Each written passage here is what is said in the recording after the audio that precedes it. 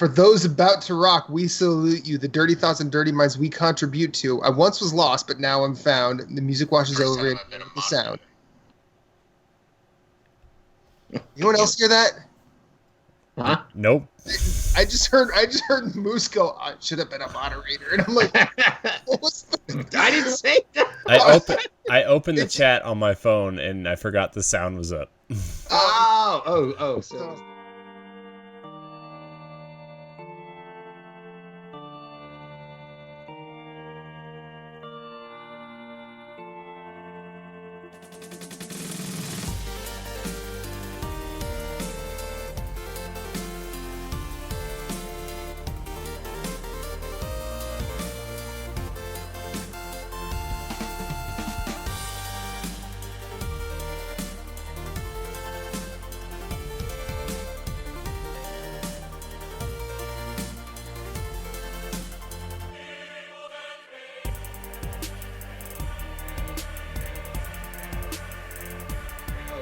All right, well, welcome to Nerds Gone Rogue, episode 158. My name is Matthew Keel. We are going to have a short show tonight because we're still sort of reeling from the disappearance of Google Hangouts in a weird way, even though we're kind of happy about it. Yeah, last week we were going to figure it out, and guess what? Yeah, last week we were going to figure it out, but then I went literally 5 days straight where I could not get to sleep in time, so I was waking up 10 o'clock my time, where I have to basically get ready for work. Yeah, can't you tell Matt hasn't shaved in like a week and a half? And I actually have facial hair. It's what are you talking about? That's 3 months. I told him he started growing it out when we started this podcast, and it's just now showing 158 episodes ago. That's about right. So the two voices you hear are my chucklehead co-hosts and really good friends, Corey and Moose. Say hello, gentlemen. Hello, gentlemen. You're welcome. Hello, gentlemen. Yo. So Corey can be found at CoreyNHD on Twitter and CoreyNHD713 everywhere else, except other way around. Oh wait, no, I'm reversing it. CoreyNHD713 on Twitter, CoreyNHD everywhere else, except for PlayStation, where he is the fourth Rogue Spartan. Moose can be found at Sven, and that's SVHENN, everywhere you want to look. Guarantee if you go looking, you'll probably find him. And did you know that moose in general can dive 20 feet underwater to get the lake vegetation for aquatic vegetation? Yeah. Also, their poop makes mints. Yes, I posted that on my Instagram. But yeah, I'm gonna try some. I'm gonna take them with me to Atlanta, and I'll be eating them this week.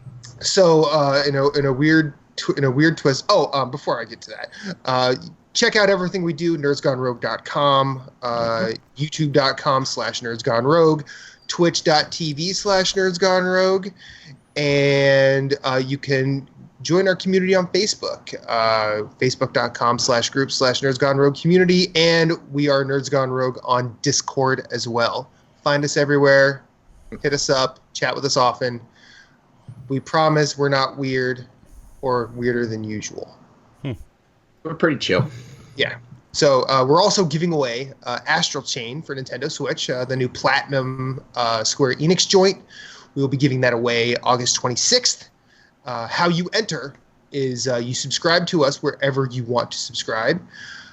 Send a screenshot of your send a screenshot of your subscription to nerdsgonerogue@gmail.com. All nudes welcome. If you write a review on whatever podcast service you subscribe to, that is a second entry. Now, let's say you want to subscribe on YouTube. What is YouTube, iTunes? There are 4 places, you can get up to 4 entries, right, Corey? Yeah. YouTube, Twitch, podcast service, review, YouTube, and Twitch, rating. Review and rating. Do all of that, send it to nerdsgonerogue@gmail.com, and you get up to 4 entries into the pool to possibly win Astral Chain, one of our more anticipated games of the year. Word. Yeah. So, as I was going to say, in a simple twist of fate, all of us were weirdly close to one another this weekend. Corey was in Atlantic City. That was me. I was there. He was slumming it on the beach with his beautiful wife and adorable daughter. I was posting pictures. Yep. Of happy Riley Shea. Yes. She hates sand, everybody. Really? Turns out is it because it gets everywhere? It does get everywhere. It's the same reason I don't like sand. Yeah. It gets everywhere. I didn't so know I where was to go like, with that. stop my daughter. Pretty much. I live in Philly, and Moose was in town for a wedding, and he actually swung by on Sunday with fellow Nerds Gone Platinum co-host Jeff Glasson. And we all hung out. Yes, we did. We did. Corey was in AC with family. He was invited to Tired Hands to meet up, but unable to get away. We did miss you. I know. I tried. If it would have been just us three, I probably would have. But my wife's pretty much her whole side of the family was coming down. Yeah. And there's that many people, and you're supposed to do stuff with them. It's kind of hard. It's understandable. Yeah. No. I know. That's just. It's like whenever I try and get together with friends, I'm like, listen, I'm putting it on the table. If you can pick it up and we run with it, that's fine. If not, it's all good. So I mean, yeah, you guys were on vacation, and it sounded like it was a family vacation, so that's awesome. Yeah. And did you have a good time at the beach? Yeah. Besides Riley not liking sand. Yeah, it was a good time. Nice. I had a better time at the places that weren't sandy, but Sounds about right. My wife loves the beach, and I support my wife, so I went and got sandy for my wife. That's a good man. That's a good. I got sandy for you. Alrighty. All right. And then I rushed home to be on a podcast. Yeah. So did I. Man. So Moose, I'm gonna segue into game time because really I'm not gonna talk anymore about Binding of Isaac, yes, except for the fact. Do it. Except and for I'm going to talk about Binding of Isaac. Yeah, so except for the fact that Moose, Jeff, and I, and my wife Reba, we basically sat over there and drank a lot and played board games, which is ironic because we're video game people. But we played Bloodborne, the card game, which was fun as hell, and we tore through that chalice dungeon. Showed Gehrman what the fuck was up. Yeah. What up? I think it was a good learning curve. I think if we went into it again, we'd definitely be able to have a little bit more fun and be more competitive. But we'll talk about that when we get to it. But anyways, continue. Yeah. That was a weird co-op competitive game that we're just like, wait, someone has to win. We can't just all beat. We can't just beat the chalice dungeon. Yeah, can't just beat the chalice dungeon apparently. And then we played Binding of Isaac, the card game, which was fun. Except by that time, actually called Binding of Isaac 4 Souls, correct? Correct. Yeah, Binding of Isaac. For the listeners, and also so they know, it is available at Target. And I will tell you right now, I highly recommend it. It was all right. So when we were playing it, I was a little tired, but it was still a lot of fun. It's it's really good. It's a really good card game. But anyway, and it's super easy to pick up. Yeah. Mm-hmm. I mean, I like the fact that I looked at Jeff and I said, "Hey, have you ever played Magic?" He's like, "Yeah." I go, "Okay, then you'll pretty much transition to this. Just remember that everything is kind of on the card."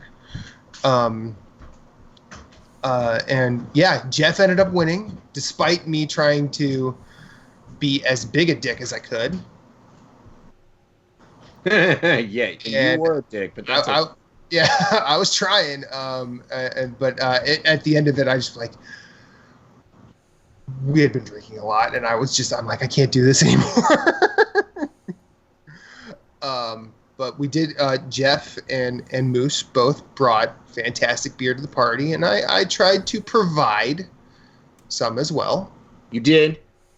I haven't drank it yet. I told the wife you gave me lunch. Mm-hmm. I said, and then the what was the other one from Epic Brewing? Big Bad Baptista. Yes, I told her. I said, listen. So I told her, I said, these are yours. Mm-hmm. These are the communals. Mm-hmm. Where, like, we have to share them. And I said, these 2 bottles, I said, under no circumstances drink without me being here. Yeah. Like, I was like, we have to at least share those half and half. So you have all your beer. Uh-huh. And I gave her a bunch of the stuff that Jeff gave me that I already had. And I was like, well, you can have this. You can have this. Take this. Take this. Mm-hmm. And she drank the sip of sunshine. Yeah. It was kind of like on it. And now she's drinking the Vitamin C Brewing Company's beer, which Jeff gave me. I had one. Was that the one with like the super 90s can? Yeah, the one that that one was really so good. And she loves it. She's like, it's way better than the other one. So she likes that more than sip of sunshine. Which I want to try it. I want to try it again. So I think I'm gonna wait to crack that one open. But anyways, yeah. Well, I think the thing about Sip of Sunshine is when it was released originally, it was probably a break down the wall sort of beer. Mm-hmm. But now you kind of have to look at it as like a template. Like, this is a really good template for an American IPA. So it's not going to be something that'll blow your mind now. Yeah. But you kind of have to recognize it for what it is. I mean, I think when we were at Hired Hands on Sunday, and Jeff was trying to figure out how to get to like the beer garden to get the vanilla milkshake. I'm like, I'm going to be real with you. The vanilla milkshake it's a good beer, but it's not going to be like, if you were to put it next to the pineapple one you guys had, you're going to not like it as much, because I think the vanilla one is probably like a really good template for a milkshake IPA rather than being something that is pushing forward. Right. Right. So you probably, if you're looking for something that'll wow you, that probably wouldn't be it. Yeah, but I will tell you that our arms were like dying by the time that we both got to our cars. I believe it. I was like, this sucks. Because I wasn't gonna buy any beer. Mm-hmm. So I was like, okay, like I enjoyed the pineapple milkshake IPA. It was good, and then like. Oh no! I bought two at the yeah. So I bought the pineapple, and I bought was Alien Church there? No, it was Oblavex. Yeah, Oblavex was there. And then when we went to the other place, I bought the Alien Church, and then what I'm drinking right now, Grandma's famous oatmeal cookies, which is delicious. It is delicious. Cookies. And so, I have yet to post it on Untappd, but it is a dang good beer. I don't think I've ever had a beer by Tired Hands that I don't like. So yeah, I'm very happy about that. Very happy about. I've had a lot that I like less than others, but I've not had a bad beer from them. Yeah. So Corey. Yes. You play anything at all last week? Sure did. Cool. What'd you play? Played about 25 hours of Fire Emblem. Awesome. It was awesome. It is awesome. Right now, it's my game of the year. I bought Fire Emblem. Yeah! Oh. I might buy it too. I haven't. I bought it Friday. Oh. I have not put an hour into it. I feel like I Have you told the wife? Does the wife know? Shh. Okay. Don't tell her there's a dating sim in there. Oh. I mean, don't tell her it gets dirty. Get them blondes and redheads. There's a tiny bit of jiggle in there. If I told her that, she'd probably be like, well, is that anything like Persona or that Mr. Masagi game you played? Like, probably not as creepy. Or maybe no, it's probably as creepy as Persona, but not as creepy as Mr. Masagi. Okay. Because let's be real, in Persona it gets creepy because I'm pretty sure you can romance one of your teachers or a doctor, just like real life. Yeah, like it's real weird. But no, I did buy that. I have not had a chance to play it yet. Well, I did, and boy, let me tell you, about 25 hours in, there's a big twist that I did not see coming, and I had a big decision to make, and I didn't know what to make, and I made a decision, and now I'm headed down another path, and it's happening, guys. It's happening. Cool. Huh? Cool. Play anything else or no? I started a war, guys. Awesome. Started a war with my friends. Uh-oh. They're your friends, and then you were just like, F this? Yeah, started much. War? Yeah. Okay. It's going to be a bad time. Yeah. Some people are going to die.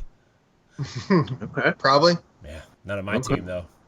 Yeah. Because I'm really good at the game. Or when I'm really bad at the game, even after a 47-minute battle and I lose someone, I restart the battle.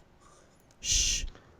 There you go. Well, it has that rewind mechanic in the game. I know, but you can only use it so many times. Well, then only die so many times. I died one too many times. Damn it! Permadeath comes for us all. I know. Damn permadeath. It'll get you. Sweet victory. No, I like it. This what I'm surprised about without this game, without giving anything away, is like how like I know it's like an anime whatever style game, whatever, but like how it tackles subjects like religion and government and conflict between races and people from different parts of the world. Like it really tackles those subjects in a oddly meaningful way and makes you feel things when things happen. It's odd. Like I wasn't expecting to feel that from a Fire Emblem game because it's Nintendo and Fire Emblem. Well, you've played the series before. Like, has it ever really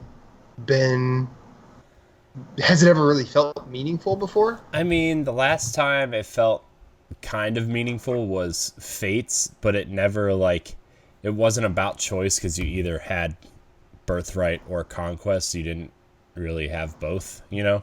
So like you chose a path without actually kind of figuring out who these people were or anything. You just were like, oh, okay, well, you know, spoilers for Fire Emblem Fates, but like you have an adoptive family and then a quote unquote birth family, and like you, whatever game, like, you know, whatever game you pick is the side that you fight for, right? And you can buy the other paths for like $20 a piece and whatever, but like, you know, that it makes you feel like, okay, maybe sometimes blood isn't exactly family, and sometimes people who aren't your blood are your real family and stuff like that. Like it tackles those types of themes, but this is the first time I've actually really felt like, well, they're tackling like real things that are actually like kind of happening right now in real time.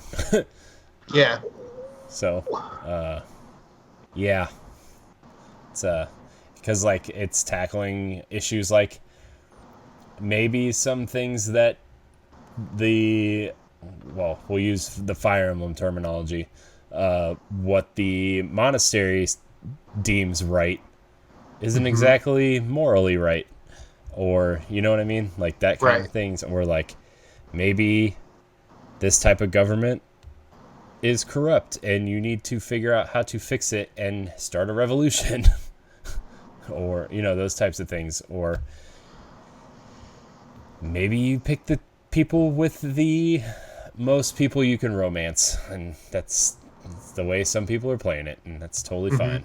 So Hey, you want romance? Get your romance. Well, and I think, what was it? Kelly Pleggy from GameSpot has basically been saying that, like, yo, this really isn't. If you're talking about romancing, this game doesn't really seem to have it the way that Awakening had it, or possibly other Fire Emblem games. well, I think a lot of people are just saying you can't, like, there's no making babies and bringing them into Right. your army, like that type of thing. Okay. That's because there's plenty of romancing in this game. Okay. There's Yeah, I've heard it all starts at tea time, right? well, I mean, sometimes it ends at tea time if you don't talk about the right things. If you don't That's play true. your cards right. So That's true. Just like life. it's all about the cute monks, guys. Remember that at tea time. It's all about the cute monks. That's right. That's all I got. Sounds. You play anything else? I played some Tetris. Cool. Trash. Yeah. And then I played some Wolfenstein Youngblood. That was kind of it. Ooh. Did you like it? Yeah, I like it. It's fine. I'm still trying to get used to the, way that Arcane makes games, because I didn't really play a lot of Dishonored or Prey, but Is this on Switch you're playing it? yeah. Okay. Yeah. So I'm still trying to get used to, like, switching guns depending on what type of armor sets they have, and maybe playing a little bit more stealth, and trying to figure out what upgrades to go get. But I mean, it's Wolfenstein with a super arcane twist. We'll put it that way. Okay. So Are you enjoying it? yeah, I'm enjoying what I'm playing. I haven't played a whole lot of it because I've been, Does it run well? Yeah, I mean it runs at 30, and the cutscenes are kind of weak, but the gameplay and the graphics during gameplay are fine. So Okay. yeah, so it's fine. But I mean, I've only played about 2 hours of it because I'm neck deep in Fire Emblem, and that's kind of He's not neck deep. He's balls deep. Well, I wasn't gonna go there, but I did. Hoo. not Tea yet. time and Fire Emblem. Yeah. Gibby J's in the chat saying cutscenes are bad on PS4 Pro. It's not a Switch thing. Okay, so it's All right. universal, it seems. Yeah. Okay. I think what I've heard most about that is, like, it's all right. I think that's about the tone of everything I've heard about Wolfenstein Youngblood. Yeah. I heard it's all right, and that it's better with a buddy. So Yeah. Okay. But if you want to Hey, play here. co-op, you have to sign into a Bethesda.net account, and a lot of people are mad about that. So, Oh yeah, apparently you have to do that for games that aren't even online. like Doom. Doom. You Like gotta do Doom it for 1, the 2, and games. 3. Fucking Doom, bastards. and we're not talking about Doom like 2016. We're talking about 1993 Doom. Yeah. Yeah, like the first Doom. Like Yeah, Doom like- number 1. Like Like Matt a in bullet. junior high Doom. Yeah. Oh, Yeah. such trash. Doom's a good game though. Yeah. Yeah. I played Doom 2016 on Switch. That's a good ass game. It is. That's a good ass game. In fact, the original Doom, good ass game. Doom 2, good ass game. 3. 3, like, I don't They think tried to go. I think I don't. They I went don't too far think. off the reservation. Yeah, I don't think 3's a bad game. It's just Right. different than 1 and 2. Right. But and then Doom 2016 was amazing, and I'm so excited for Doom Eternal. I cannot wait. Moose. Oh wait. I also I just remembered. I also played a little bit of Mutant Year Zero on Switch. Ooh. Wait, did that just drop? Because Matt, I last saw your Tuesday. post from like 3 days ago of you playing it on your Switch. Last Yeah, Tuesday. Okay, so it came out last week. Okay, Yeah. that's Well, I think- awesome because I that think- game is amazing. Yeah. Yeah, I think last week you said it came out and it was like running poorly or something like that, and they patched it. There was a patch. So, Okay. Okay. it runs real smooth now. It runs really well now. So, I really like that game. I will probably be playing that after Fire Emblem. But I like the way you can like roam around the environments before you get into fights to look for salvage and stuff. Yeah. And I think just you playing as a duck and a warthog is hilarious. So that's all. Sorry, you can go now, Moose. Yeah. I played so like last week I was in Atlanta, which I'll be in Atlanta for like the next 3 weeks. And I will be playing nothing but Switch because I decided I'm not bringing my PS4. I was like, I'm not going to try and lug that to Atlanta, so I'm just going to take the Switch and play some Breath of the Wild, which shout out to Jesse Douglas, for the Breath Companion. He pointed that app out to me, and that was like maybe a week ago, maybe 2 weeks ago. And it is a tremendously helpful app when you're trying to find Korok seeds. So, like, I was doing the old school pencil and paper, like, on a map, like, crossing them out.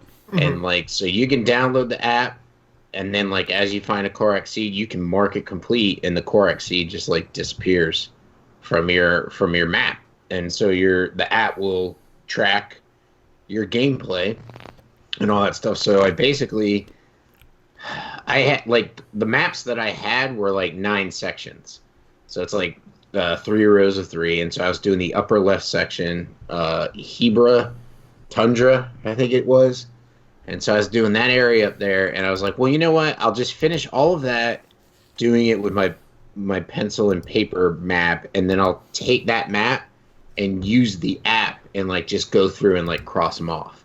And so I went through, crossed them all off, and then just started using the app. And so I think I mentioned that the Zelda Wikia Dungeons or Dungeons website, and that was cool for tracking Korok seeds as well.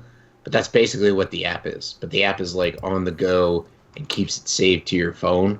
And so what's nice is like it'll tell you like how a Korok seed starts or like whatever. So like if you're struggling, it's like you might be in the area of a Korok seed from the map, but then it's like, oh wait, no, it's like you have to go up to this mountain and like float down through a target, or you have to like jump on your shield and like snowboard down or something. And so shield surfing. Yeah, so it'll at least like help you out like if you're struggling. And so like I don't use the tip from the app unless I absolutely have to. So I basically, the way I'm working the Korok seeds is like I'll go through and mark as many as I can with the Sheikah tablet marker points that you have. I think you get 6. I think it's 5 or 6. I think what are you talking just about the colorful ones? The colorful ones. Yeah, like, I think there's 6. I think there's 6. So I just go through and I mark 6, and then I'll go and knock out those 6, and then like take a second and find the next 6 and mark those and just keep like moving, like just go through like the world. And so I'm trying to work the map from upper left, and then I'll eventually get to the bottom right. Like I'll do it in like like how you read a newspaper, left to right, top to bottom, And so smart. I think I'm having a good time with it. I still haven't gotten bored with it. I'm also going to Poncho's Lodge and farming rupees to get arrows and stuff like that. So I've been playing a lot of Zelda. Like I said, I've been stuck in Atlanta. So our nights are a little late. So basically I'll come home and maybe do like 3 or 4 Korok seeds, and then it's like I'm tired, I gotta pass out. So not a lot of video games, but I feel I'm going to mix in some Binding of Isaac because I have Binding of Isaac on the Switch. I bought the like special edition version, physical version, and due to us playing it, the card game, I'm like, yeah, I want to get back to this. And it's kind of like you can have quick sessions with it. I feel like it's something you can pick up and play, have a good time with. But besides playing the Switch, and I played earlier today. So Bloodborne, can't go a podcast without mentioning it. So I while I was doing laundry and enjoying my previous beer, I decided on my skill leveled character, I'm going to do a Beast Hunter safe run, which scales with skill, and I'm actually really enjoying the weapon, like really enjoying it. And so I'm trying to get it to level 9. I'm missing a blood rock. Like you get 2 in the game, you get 1 from the regular game, and you get 1 from the DLC. And so I'm missing, which I believe the 1 from the DLC, because I leveled the threaded cane to +10. Right. Which is fine because that's the weapon I was using as a skill-based character, and so I'll have that as my backup. But the Beast Hunter safe will probably become my main weapon. But I'm like learning.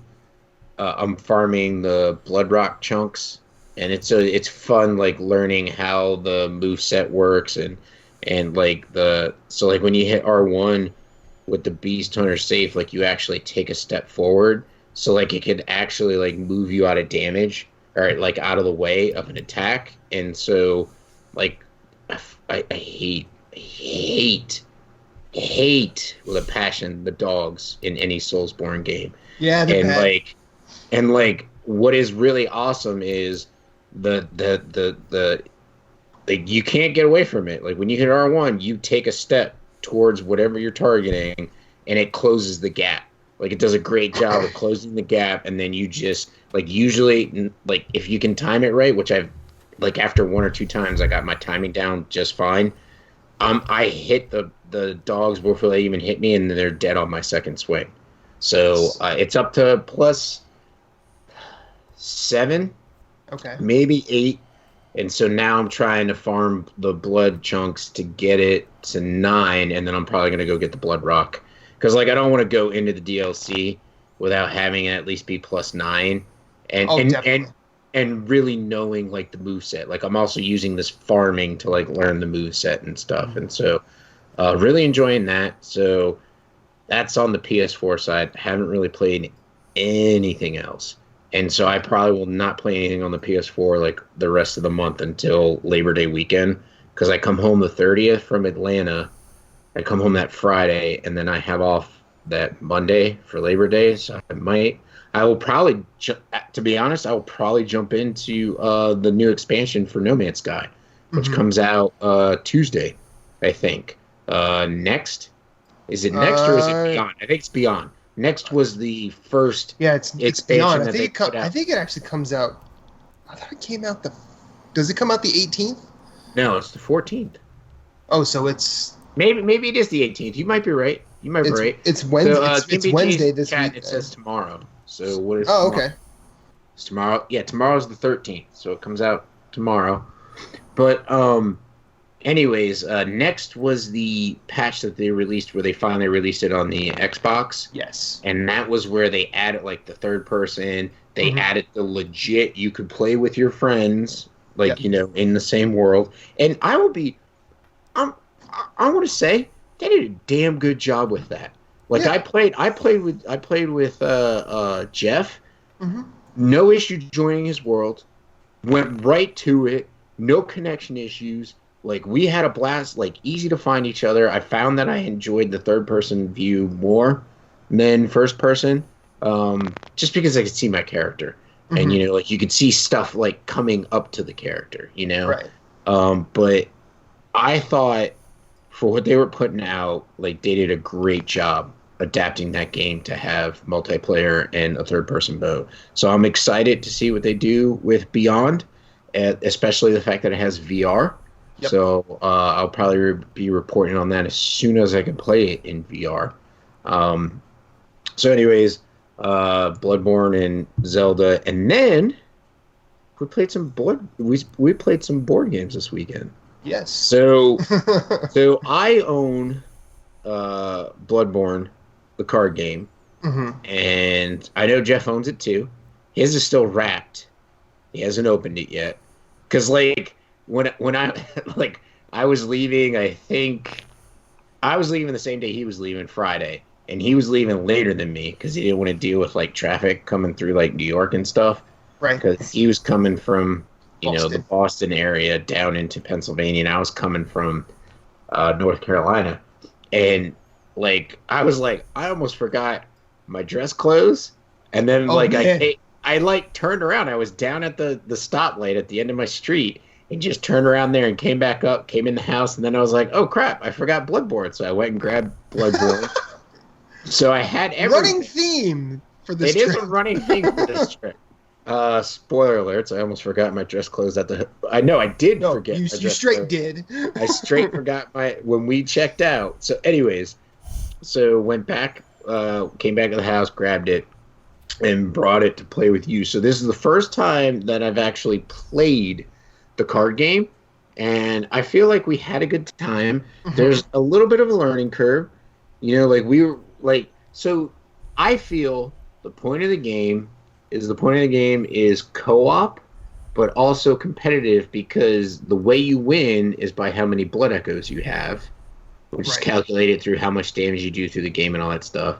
But then, like, you want to be cooperative with the other hunters because you want to beat the enemies. Mm-hmm. So it's like a cool little play on that. And then, like, you get, like, a little card that sits in front of you, and it tracks, like, your kin, it tracks your humanoid, and it tracks your beast. And so we were talking about this, like, how does it work when it hits the end?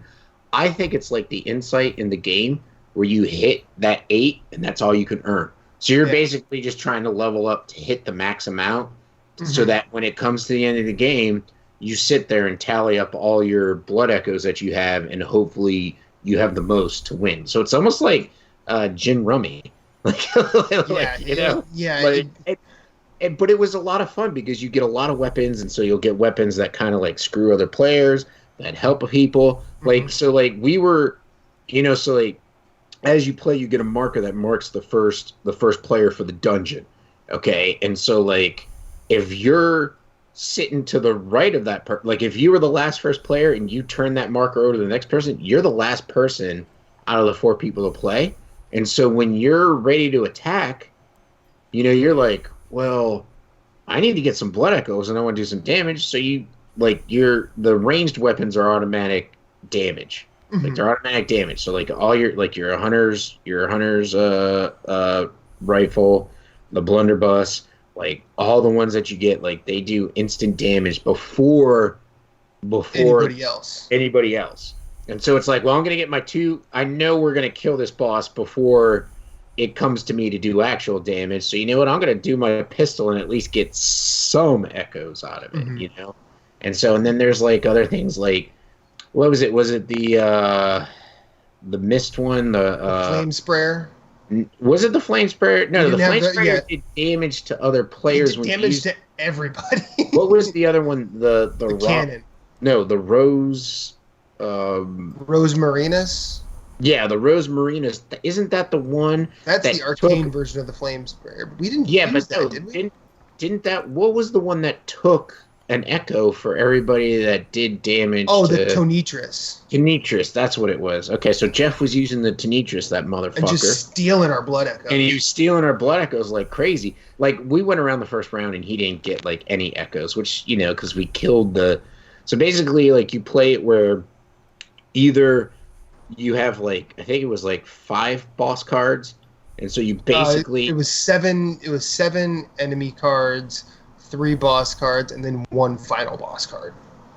Right, but what I'm saying is there's a total of 5 that you can pick from. So either you randomly selected the final boss, or you, like, everybody agreed upon a final boss. And then you set up the bosses, and then you set up the enemies. And so it's basically like a chalice dungeon where you flip the card over and you're like, okay, we're taking on like the Canehurst Crows or whatever. We're taking on the Kane guys. What were they? The ones in the Cathedral Ward. Oh, the church servants. Yeah, so you're taking on a church servant, and then like each final boss has a certain effect on the stage, and so we had Gurman, as our final boss, which was nice. His effect on the game was any enemy that entered play got an additional 2 health to their. They had an additional 2 blood echoes to their health. So, like, if you were trying to deal with a boss that had 14, they had 16. Yeah. And so it was like, it would turn in, like, and it was weird to me because I felt like we were killing everything in, like, the first round. Mm-hmm. And then, like, it was weird for us when we got to, like, later rounds. Like, we get to, like, okay, well, now we're going to do a second round. So, like, everybody does their first round damage, take their blood echoes, and now we're going to do our second round damage, you know? In talking about this, we did skip the fact that, so, like, when you're playing, if you do a ranged weapon attack, like, your attack goes first, but then what happens second is the boss attacks. Yeah. So the boss attacks technically first before you actually do your melee attack. So, like, the Hunter's Axe, the Kirk Hammer, any of that stuff is done last. And then everything goes, and then regular enemies escape if you don't kill them, but bosses stay for however many rounds it takes for everybody to either die or for you to kill them. And especially the final boss. The final boss you have to kill. Like, he doesn't escape. Yeah. And so I think it's really cool. I'm enjoying it thoroughly. It makes me really excited for the board game when it comes out. I really want to try and get, like, a bunch of people to play more of the card game, because I think it could be fun, and I think people could have fun with it. Now that I know it from us playing it, it's a little easier to explain and just like roll into it and have, like, a good time. Like, there won't be a learning curve. Like, I'll know stuff, and so I can just explain it to them and we can go. But so we played that Bloodborne, the card game, but then we also played a little something called The Binding of Isaac, Four Souls.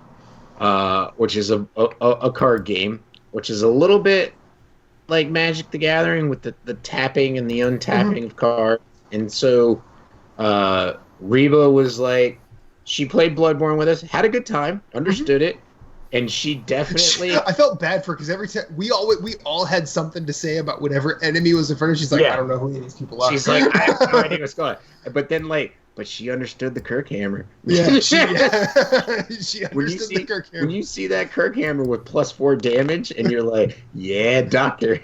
She has the opportunity to pick an upgrade. She's like, I'm going to take the hammer. I go, that's why I married you. Yeah, exactly. That's exactly what Matt said, and I was like, yeah. And so we played a little bit after we played some Bloodborne. Actually, I think we went for dinner. Yeah, which was delicious. Well, we went and got a beer, ordered pizza on the way back, had pizza. That was delicious while Matt set up Binding of Isaac. Looks like it's pretty... I mean, it's not, like, simple, but it doesn't look super hard to set up. So it's time-consuming is really what I'm trying to get at. So he took some time to set it up and explain the rules to us, and we got rolling. And I drank too much beer that day. I was tired because I didn't sleep the night before because Jeff was snoring like crazy, and so I was up till like 3 o'clock in the morning till I passed out. And I was like, "Can we just not play this game?" And then eventually, the concept of the game is you have to get 4 souls to win, whether that's by beating the bosses that are before you, or it's by you can get bonus souls by special tasks. Yeah, so if you do special, like, I got a soul from being the first person to have 25 coins. Yeah. There's other ones out there as well, and so I got that first soul, and I was like, hey, maybe I'm in it. Maybe I'm in it. And then I think I got another one for beating a boss or something. Another one for beating a boss. So I would like to announce to all the listeners out there, I did not come in last place, but I did not come in first. But Matt did not come in first place. No, I did not. I tried real hard to be a dick. I really did. We were playing a couple rounds. Then it got to the point where Jeff and I were just being dicks to each other. Well, okay, so it also got to the point where, like I was saying, like, I was tired and I wasn't understanding the Magic reference. Like, you guys, like, oh, it's like Magic, and just like, yeah, I know what I'm doing. And so he's like doing stuff, and I'm like, I don't know what's going on. And then I wasn't really paying attention to my cards. So like my character, I could pick any player in the game, and whatever they roll, they get in coinage. Well, I wasn't doing that for myself for like the first couple rounds, and like I should have been doing that so I could buy trinket. Like, so you could either pay for the trinkets that are out on the field, or you can pay for a random one, and it's 10. Mm-hmm. Either you pick one of the two out there that's 10 coins, or you pick a random one. And I'm like, man, I could have racked up some random ones, got some really good cards. So like it's a learning curve. Yeah. But I had a blast playing it. I had a blast watching you and Jeff play it because you guys like knew Magic. You guys played it, and so that was fun watching you guys interact. And then, yes, Matt was being a dick, and then it was really entertaining at the end, where it was just like, just let him win. I'm like, Moose is like, I know you're gonna be a dick, but could you not? I'm like, dude, I'm kind of tired too. Jeff, just take your fourth soul and win. Yeah, so it's a fun game. Like I mentioned before at the top of the show, it's available at Target now. So if you like card games, it's not expensive either. It's not. I mean, and really like, just to attempt to sell it. It's probably takes about a half hour to learn. And you can. All you have to do is just remember that board games are kind of point of order, so you kind of have to you just have to do everything in order. It's not, and in Binding of Isaac, there's not a lot of steps. Well, also my major point is probably what people would give to like those who have played are learning to play Magic is like pay attention to your cards, learn like what your cards do, and make sure you're doing everything you possibly can do in your turn before you like turn it over. So I feel like if I would have done that from the get-go, like I learned in the latter half of the game, I would have did better. But I'm glad I got second place. I'll take it. Yeah. Know? Well, I mean, and like one thing I sort of noticed, the one thing I noticed about Bloodborne, the card game, is, and I think this will probably be fixed in the board game because Cool Mini or Not did both. The Bloodborne, the card game, would benefit from a legacy system, which, to my knowledge, it does not have. And what I mean by that is, like, when we actually finished, putting Gehrman into the ground, like all we had was a pile of blood echoes, and that was just like a score. That was like a score sheet. There wasn't really anything to do with it. So, sure. It depended on who had the most blood echoes, but I feel like, and I think you, Jeff, and I specifically, like Reba just didn't have an opinion on this. We were like, this is it. Like this isn't how that game. This isn't how we play that game. It needs like a new game plus. Maybe, like I feel like maybe I want to pick it up. But I feel like the Old Hunters expansion pack kind of will help with some issues a little bit. It also it's the same people that are making the board game, which Cool Mini or Not. Yeah. And I'm excited about. I think it just boils down to, like, do you want to be? We were all being like cooperative. Because we were playing through the first time and not trying to screw anybody over, like on Blood Echoes and stuff like that. I mean, except for Jeff and his Tonitrus, the motherfucker, like stealing. Well, and then I accidentally killed everybody else with my flame sprayer. Yeah, right. And so it can get to the point, where it actually becomes more competitive than it does cooperative. And then you're just, instead of, like, you could play it both ways. You could play it three ways. You could play it competitive, cooperative, or like a mix of the three.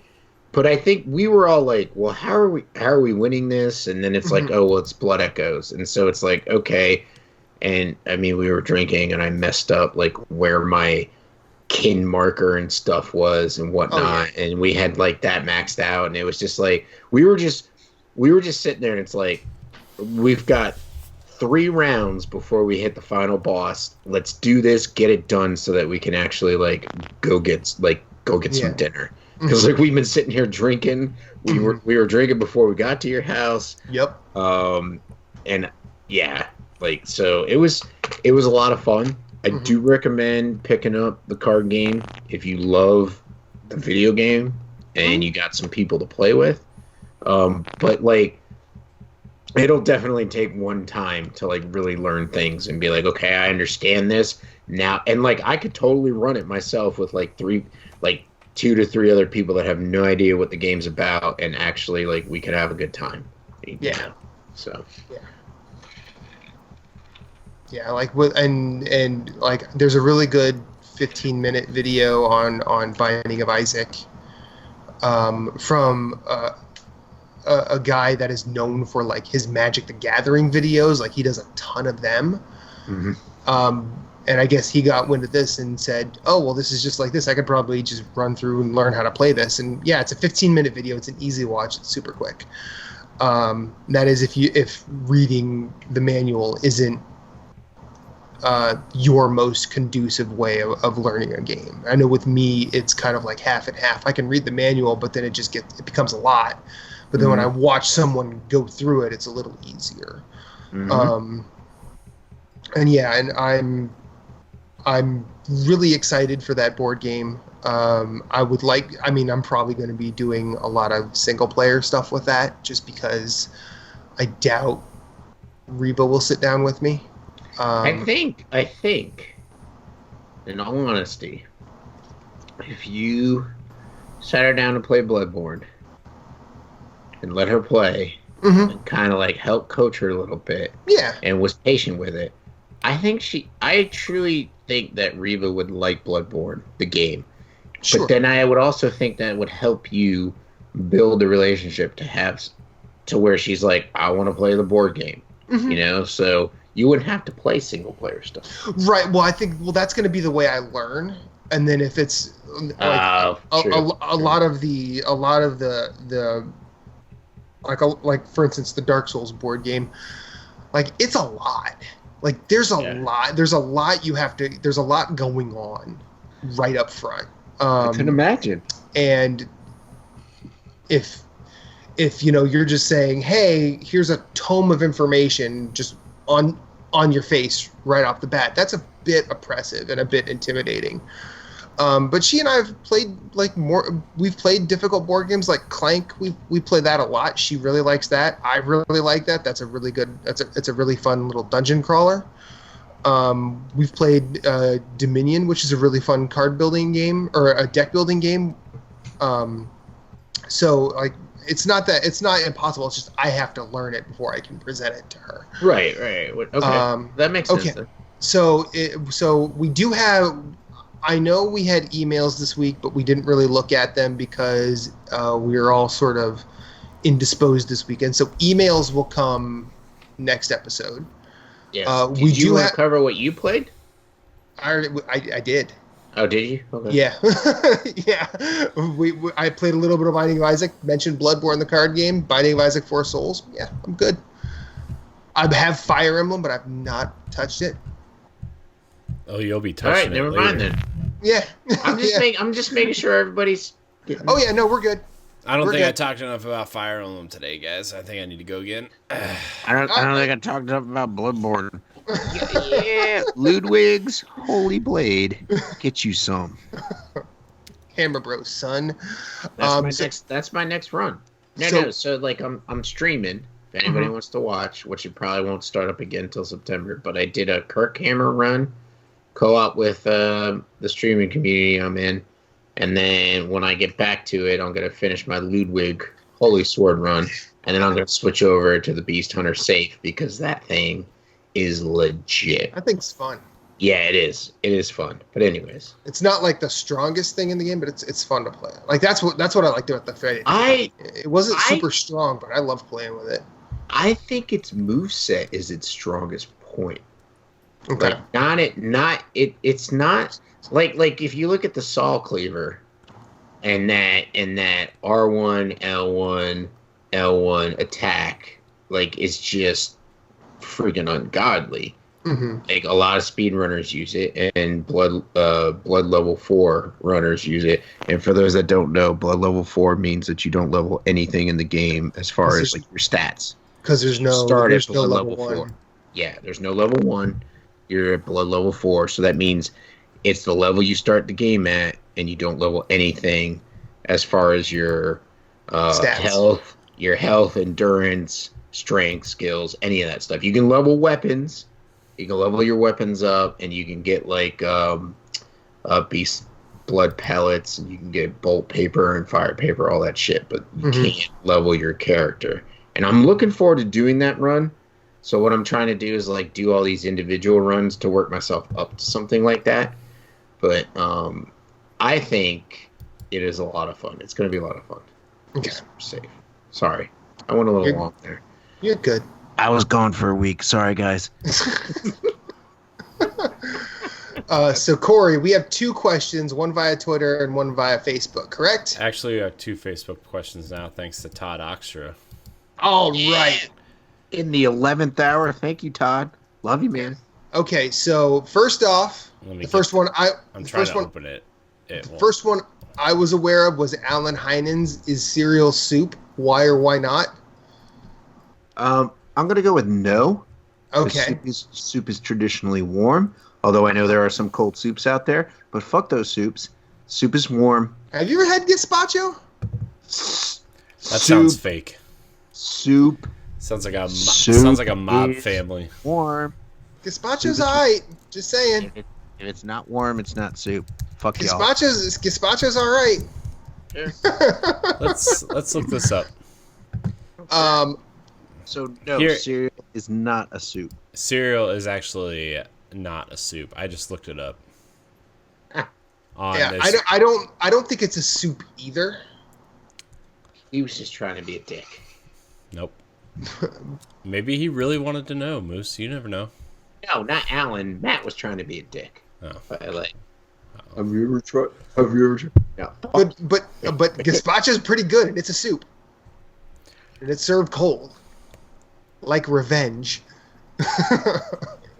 Soup. Revenge soup. No. But, yeah, I don't think cereal's a soup. And I don't really have any scientific thing to go on. I just don't think it's a soup. Sorry. Let's find out. Let's see what Wikipedia says. Hold on. Let me get there. I mean, what's the definition of soup? Yeah, that might be like the that might be our best starting point. Soup is primarily liquid food, generally served warm or hot. That is made by combining ingredients such as meat and vegetables with stock, juice, water, and other liquid. Hot soups are additionally characterized by boiled solid ingredients and liquids in a pot until the flavor is extracted. Cereal is not soup because it has no meat. Well, there's some soup that doesn't have meat in it. Broccoli cheddar cheese soup does not have meat in it. Because the ingredients are finished once poured into the bowl. So cereal is not soup. They're not finished by the combination. They're finished before. Yeah. Yeah. So like you could eat dry cereal if you really wanted to. You could drink milk by itself if you really wanted to.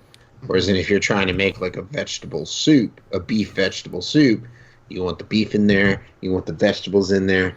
Nice little tomato stock. Get it going. Flavors in your mouth. Kapow! So Deshaun on Twitter asked what we think. I'm pulling it up right now. So I think he's talking about the Ninja Twitch, the dormant channel. Yeah, what do y'all think of this Twitch controversy with Ninja's channel? Honestly, for me, he made the right move regardless of how much Mixer is paying him. Besides, he's a Halo boy through and through. First off, regarding him moving, fucking get your money. Like I'm like right. Yeah, I can't. Anybody who's gonna like and here's go ahead, Moose. Go ahead. Everything sort of clogged into my brain first. I agree with you. Mm-hmm. Get your fucking money. If you're gonna make more money go into Mixer than you are on Twitch. That's fine. But here's my thing. Why did you leave your Twitch page active? Because then Twitch is going to come in here and do whatever the hell they want to do. He's a verified Twitch partner, and he has to leave it open. He has to leave it. Because it's Twitch's property. Because it's Twitch's property. Now, see, that I didn't know. Yeah. So basically, they're just it's their way of like once you become the finger. Any channel is technically owned by Twitch, and since he's a verified partner, technically still like Twitch kind of owns that channel. Yeah. So basically, they're being a bunch of bitches about this. Well, like it was like I heard initially they were promoting other users through that channel, which is fine because you're getting that's a way to raise all boats, right? Because he like especially if they're Fortnite viewers. But they started promoting porn on his channel, which is shitty, and capital shitty. And it's almost like, doesn't that go against their terms of service? Because like you Sure can't does. show no nipples. Yeah, I can't take my shirt off and be like, here's a topless moose. Like, can't do it. Toplessmoose.com, 99 cents a minute. The moose is loose. Which is just, so I feel bad for him, and it's almost like he's gonna have to do some counter. He's already tried to do some damage control. Like it sucks that he has to answer for this because this is not him. Right. It'd be different if this was him. Like you would think like his page would automatically be shut down if he wasn't streaming anymore. Like if he was just like I'm done, I'm out of here. Or like if we're sorry, this user's no longer available. Yeah, or something like that. Yeah. But it almost seems like my problem with Twitch is like do a better job. Here's the thing. Twitch is owned by Amazon. They have. Right. It's not like they don't have the money to put resources into making Twitch a better experience. First of all, second of all, like this is just. I don't know. This is just kind of poor. Like here's my thing. Like I understand. Like you want. So like my first I'm an affiliate now, and as like a very very small streamer, like so you get. For those who don't know, Twitch, you get tiered emotes. It's like $5 you get an emote, $10 you get an emote, or maybe it's $15, and then it's like $25 you get an emote. So like you have those 3 tiers, and you have those emotes, and it's like, well, I will probably never have like anybody sub at tier level 3, which I'm fine with because like I stream on a random basis. But I would love to have my followers or whatever and subs like be able to have like three emotes. Like I don't need tier 2 and tier 3. Like let me put all 3 of my emotes into tier 1. And I understand like there's a payment on the background and they make more money. I get that. But that's like something that's like an olive branch or like it's a step they could take to be like, hey, we understand you're a smaller streamer. Here, have more emotes on your tier 1. And I know like if you get more subscribers, like they just added it not too long ago, because Richie's been doing it for a while now. Like as you get more and more subs, you get more tier 1 emotes, and so he's unlocked like I think 4 or 5 right now, which is awesome. And that's cool that they added that, but I feel like they're not moving fast enough. Like I think their mobile app is sometimes absolute trash. Yeah, I agree. Their desktop experience isn't very good either. Like no, it's not. Like their menu system is cumbersome. It takes you like you have to go through 2 or 3 menus every time you want to do something or change something. Like it shouldn't be that way. Where like when Ninja moved to Mixer, like I went over to Mixer to look at like how I just wanted to see what the user interface was like in the user experience. It is so simple.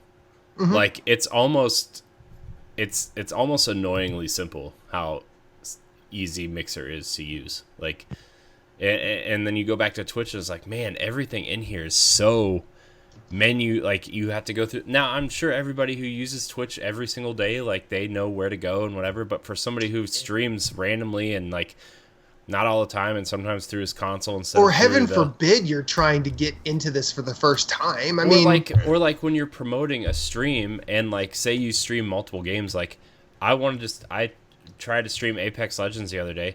It still said I was playing Gears 4, which I haven't streamed Gears for like 2 months, and it's still saying when I send the link out, it says time for Gears. I'm like, I'm not playing Gears. It clearly says I'm playing Apex Legends. Like you have to go into your creator dashboard to like actually tell your streamers that you switched. I did, but like when I share that link onto Facebook or Twitter, like it still says I'm playing Gears, even though I went through the Twitch settings and changed everything. Mm-hmm. It's terrible. Well, same thing was happening to me after I stopped playing Spelunky. Like, I was streaming not Spelunky, and like I was streaming Hitman every day, but it said I was playing Spelunky. Like I had people spelunking. I had people coming into my chat going, "How come it says you're playing Spelunky?" I go, "I don't know. I've tried to change this." Yeah, and it's either I have time to play games or I spend time figuring that out. And I personally want to play games. If you're disappointed I'm not playing Spelunky, my bad. Yeah, it's really disappointing in like they're almost. It's almost like Google too, like or Google is just like they just do not do a good. They're trying to do so many things. They don't focus on like little stuff. Yeah, they don't make the user experience of their things that should be focused on because they have so many different things to focus on. You know, like they just don't make time to focus on one thing and fix it. Right. That's why YouTube gaming went away. That's why we're struggling to figure out a video platform for us to use because Google Hangouts is now gone and Skype is not the greatest experience either.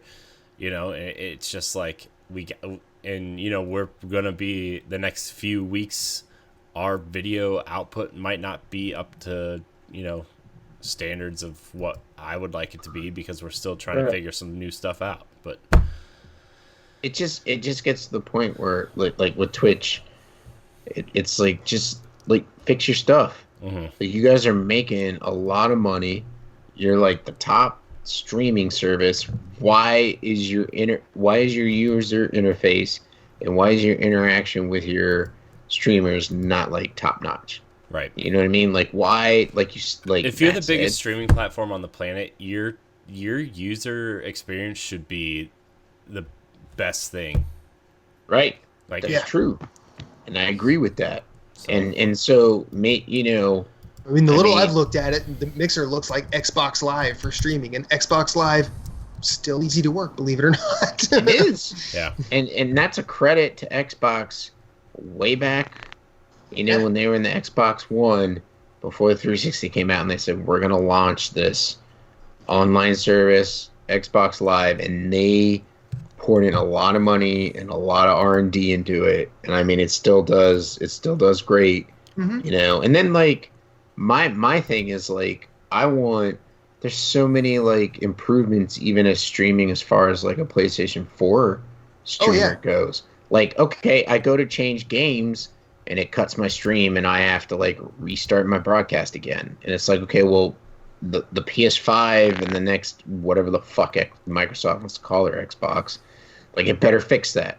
Like PS5 better be like kind of like streaming through the PC. Like I understand where they don't want to because like if I'm playing music when I go to stream, like it's like you cannot play music while you're streaming, and so I understand that, but it's like at least run it somewhat like a PC where I can change games on the fly and just move into the next. Like, hey, I finished a playthrough of Bloodborne, with the Kirk hammer. So now I'm gonna roll into some Helldivers because I'm feeling like shooting some bugs or cyborgs or Illuminates in the face. Let me change that without having to shut my stream down. Tell my viewers I will be back in a second, and then hope that they stay long enough for me to come back. It's just and then my main issue is like I watch the video on my phone on mobile, and I use the web browser like while I'm working on my computer at work to actually like use for chat, and like the mobile watching is so far behind the chat. Oh, Like, it's ridiculous. I'll just be sitting there and I'll be watching it, and like Richie will kill a boss, and I won't see him kill the boss, but I'll see the GGs, fire GGs show up in the chat, and I'm like, well, he must have killed the boss. And then like 10, 15 seconds later, I see him kill the boss, and I'm like, okay. I'm like, it just gets frustrating, like the lag that they have with their mobile app, and sometimes how it doesn't connect either. Like it'll just sit there and spin, and I'm like, what is going on here with this, you know? But anyways, I can understand. I feel, in my personal opinion, with Ninja leaving to go to Mixer, I wouldn't be shocked, like Sean says, if he is a Halo boy. I feel like he is preparing for the exit of Fortnite. Mhm. I think he has made this move to say, Well, I think hey, I'll still stream Fortnite, but I think he's prepping for Fortnite to take that fall where like not a lot of people watch, and I bet you I think Microsoft's planning on him, like, as the Master Chief Collection is released on yes. PC, they're going to have him stream Yeah. Halo as it comes out in preparation Yeah. for Halo Infinite. And then he will be the head streamer. He's probably already seen Halo Infinite, Oh, so I'm sure he that's has. that's probably what sold him on the deal. And he was like, "Well, I mean, if the Or the money would paycheck, probably I'm sell sure. it. Yeah, it Yeah. was the paycheck too. The 5 But- dump trucks full of cash. Like, what's really funnier for me is like I don't even think anyone's really asked, but like what is it, Dr. Lupo or Lupa was like his co-streamer for Fortnite, and he's still on Twitch. And like I don't even know if like anybody's been like, what is your reaction to Ninja just up? I would hope like Ninja would have reached out to him and been like, hey, I got this really crazy insane deal, like I'm going over to Mixer, like it's been great, you know, like have a good one, good luck with what you're doing. But I feel like Ninja would be that type of guy that would do that instead of just like cutting Yeah, ties and be like, I'm out the door. but see, that's also like a personal conversation rather than a public one. I know. I'm just saying, like, hopefully he'd be that. But I feel he's just preparing for the next stage of like what he feels is gonna come out. Because in my opinion, I don't think Fortnite in like 5 years, Fortnite will it'll be around, but it won't be as big as it is. Well, no, Like it'll wear out. Something else by then will come out and be the top dog, which is fine because, like, you know, that's how games work. But I'm sure it'll still be around, like the way that Minecraft keeps hanging around, right? Like, I think... no, and that's what I'm saying. It won't have the numbers, and so he knows that, and so now he's trying to hitch his wagon. I think to a horse that's going to get him the most viewers. Yeah, and I think. You know, Twitch wants him to keep streaming Fortnite, whereas I think Mixer. He's probably tired of Fortnite. Let's examine the man. He's probably tired of Fortnite at this point. If you streamed any game for, 6 to 12 hours a day, every day for the last year and a half, you would be tired of it too. You know, that goes with the territory. But I think Microsoft is going to allow him to be more flexible with the games he streams. You know, I'm sure Fortnite will bring people in, but people will stay because it's the YouTube / streamer thing where like you stay for the personality rather than the games they're streaming, and then you check out the games they're streaming if you're interested. You know. Yeah, like I think he's definitely probably also seen the new Gears. Yeah. I'm sure he's like privy to like a bunch of that, so that's going to be something he's going to be doing. It's not just going to be Halo. So I feel like he is just. This is my way to get paid and make up, like compensate for the fact that I want to switch to something else, so I'm going to lose viewership. Oh, well, Microsoft's going to pay me a shit ton of money to jump ship, and that's why he did it. Because he's like, I can actually play Halo now and not worry about losing that income. It's still going to be there because Microsoft is compensating for that. Plus, I'm sure Ninja's not going to be the biggest streamer forever either, like... Yeah, that's correct. You got to make your money when you can, while you can, and that's probably another thing he took into consideration too, because he's what, like 27. That's that's up there in age for people who like, for playing competitive games. That's relatively ancient. Yeah. So. Yeah.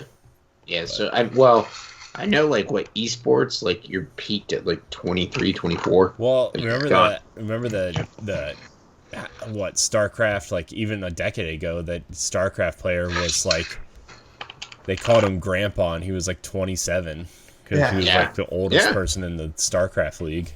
Yeah, So, which is insane. but Well, I mean, and like, well, even at like Evo, there are very few people past the age of 26. I think, right? And I mean, I know with like games like Samurai Showdown being slower, like they're saying, oh, this might be a game that, you don't have to be super twitchy to play. But and then this is just stuff I've heard. I might be wrong.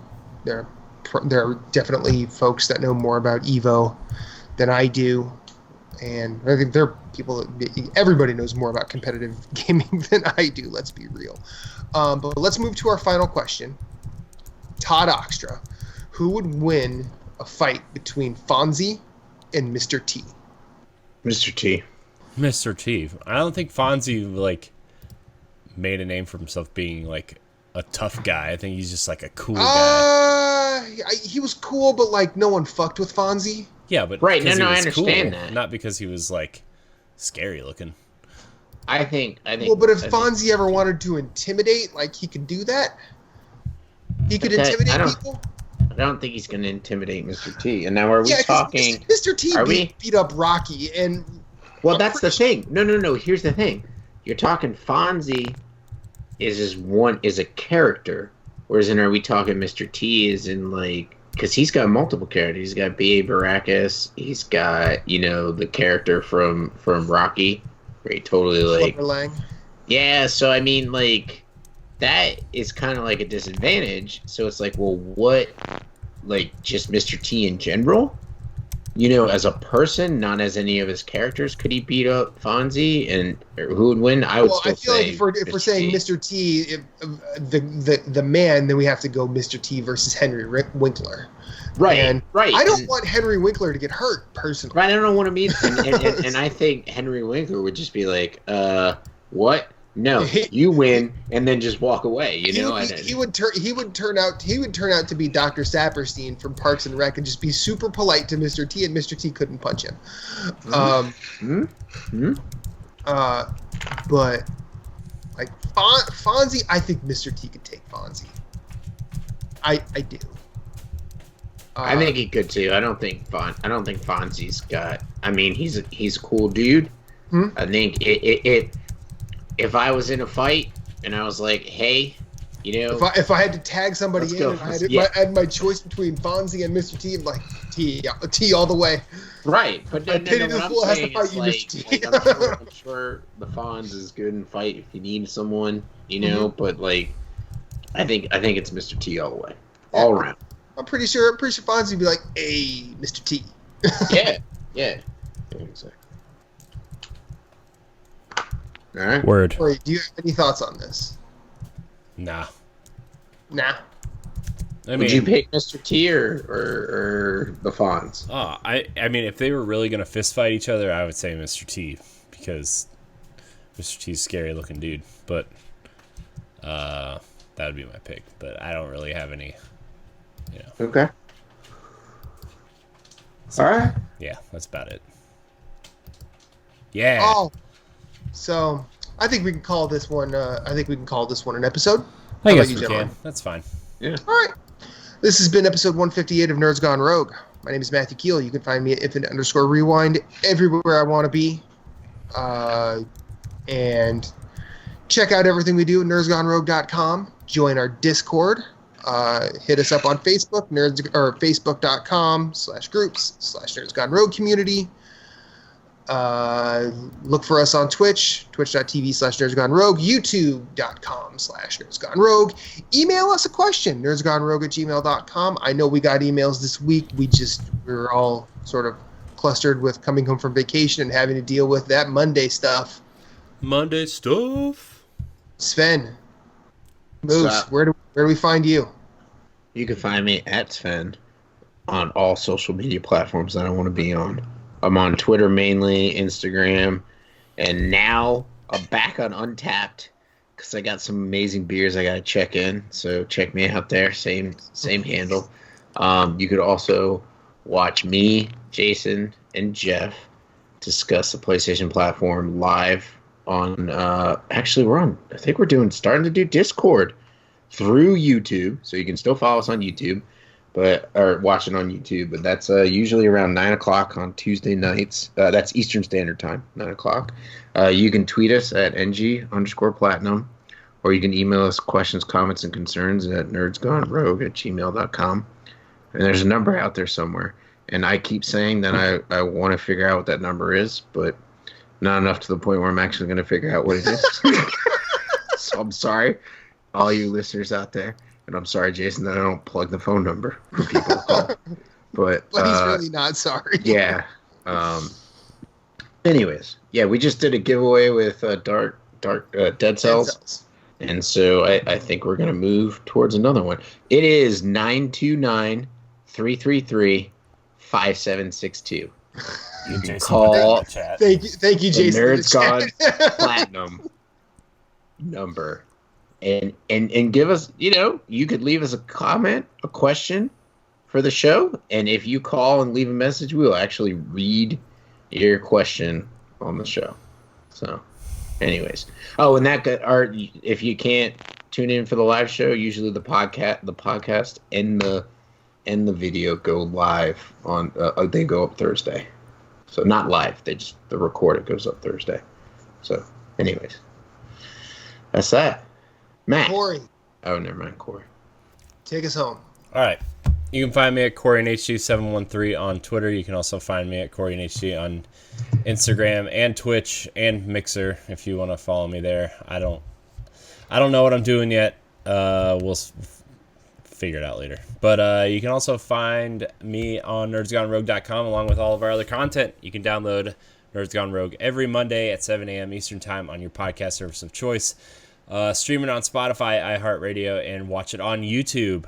If you want to watch us live, you can find our show on Monday nights on twitch.tv/nerdsgonerogue and youtube.com/nerdsgonerogue once we figure out the figuring it out stuff. So hopefully this week. Yeah, we'll figure it out. So anyways, and judging by Twitch's connection rates, we've dropped 1,200 frames this episode. So great. Awesome. Yeah. So but anyways, I want to thank everybody for watching.